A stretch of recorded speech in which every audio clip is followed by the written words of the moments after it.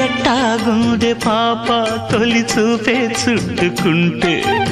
ఏదో కొత్త ఊపే ఎటువైపు నెట్టేస్తుంటే ఉండుండి ఎటుంచో ఒక నవ్వే తాకుతోంది మొత్తంగా ప్రపంచం మహగమ్మత్తుగా ఉంది